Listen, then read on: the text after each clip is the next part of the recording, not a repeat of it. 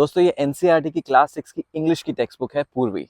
मुझे पता है आप क्या सोच रहे हैं, a Hindi name for an English text book sounds odd. इसका क्या लॉजिक है? और यही सवाल हाल ही में उठाया था केरला के एजुकेशन मिनिस्टर वी शिवनकुट्टी ने। उनका कहना है कि ये हिंदी को इम्पोज करने का एक तरीका है। वहीं दूसरी तरफ एनसीईआरटी का कहना है कि ये इंडियन कल्चर और हेरिटेज को प्रमोट करने के लिए किया गया है और ये डीकोलोनाइजेशन की तरफ एक स्टेप है। दोस्तों डीकोलोनाइजेशन का मतलब होता है कॉलोनियल या अंग्रेजों के जमाने की चीजों को हटाना, उनके इन्फ्लुएंस को कम करना। और ये जरूरी भी है, बहुत अच्छी बात है, आप इंडियन कल्चर को प्रमोट करना चाहते हैं। लेकिन मेरा ये सवाल है, क्या एक पर्टिकुलर रीजन का कल्चर इंडियन कल्चर है? क्या एक पर्टिकुलर लैंग्वेज इंडिया के कल्चर को रिप्रेजेंट करती है? दोस्तों इंडिया में इतनी सारी लैंग्वेजेस बोली जाती हैं।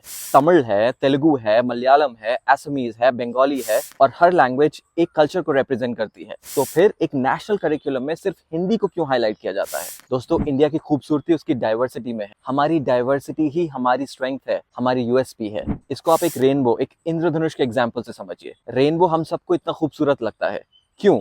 उसके अलग अलग रंगों की वजह से। अगर हम रेनबो को एक ही रंग में रंग दें तो उसकी सारी खूबसूरती ही खत्म हो जाएगी। ऐसे ही हमारे देश के अलग अलग भाषाएं, अलग अलग कल्चर रेनबो के अलग अलग रंगों की तरह है, जो कि मिलकर ये भारत नाम का एक खूबसूरत रेनबो बनाती हैं। और दोस्तों ये सिर्फ नाम की बात नहीं है, ये रिप्रेजेंटेशन की बात है। जब एक नेशनल करिकुलम में सिर्फ एक भाषा डोमिनेट करती है तो दूसरों को ये लगता है कि वो मार्जिनलाइज्ड हो रहे हैं। अब सोचिए, अगर एक तमिल स्पीकिंग या तेलुगु स्पीकिंग स्टूडेंट पूर्वी नाम की इंग्लिश टेक्स्ट बुक उठाता है तो ये नाम उसके लिए क्या रिप्रेजेंट करता है?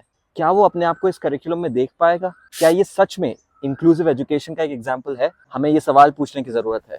और दोस्तों हिंदी से किसी को प्रॉब्लम नहीं है, लेकिन हिंदी को हर चीज में पुश करना ये प्रॉब्लमैटिक है। मैं खुद एक हिंदी स्पीकर हूँ, हिंदी मेरी मदर टंग है, मेरी मातृभाषा है, मेरी मादरे जबान है, और मैं इस पर गर्व करता हूँ। लेकिन इसका मतलब ये नहीं कि मैं दूसरी भाषाओं को नीचा समझूं या उनकी जगह छीन लूं। इसी को लिंग्विस्टिक शॉविनिज्म कहते हैं, और ये सिर्फ अनफेयर ही नहीं, इनसेंसिटिव भी है। दोस्तों क्या हो गया है हमारी एम्पैथी को? कहाँ गई हमारी एम्पैथी? बस एक बार ये सोचकर देखिए कि अगर हिंदी की बजाय कोई और भाषा जैसे कि तमिल या तेलुगु इस देश में सबसे ज्यादा बोले जाने वाली भाषा होती, और एज अ हिंदी स्पीकर आपको वो भाषा हर जगह देखने को मिलती और सरकार भी उसको हर चीज में पुश करती, तो आपको कैसा लगता? आपको कैसा फील होता? और एज अ स्टूडेंट क्या आप फील करते कि ये आपका भी करिकुलम है? एक बार सोच कर देखिए, शायद आपको अपना जवाब मिल जाए। दोस्तों बहुत जरूरी है कि हम ऐसे सवाल उठाएं। मैं एक लैंग्वेज स्कॉलर हूं और मैं तो ये सवाल उठाऊंगा, और आप भी इस बारे में सोचिए और कमेंट्स में मुझे बताइए आपकी इस बारे में क्या राय है। Follow me for more.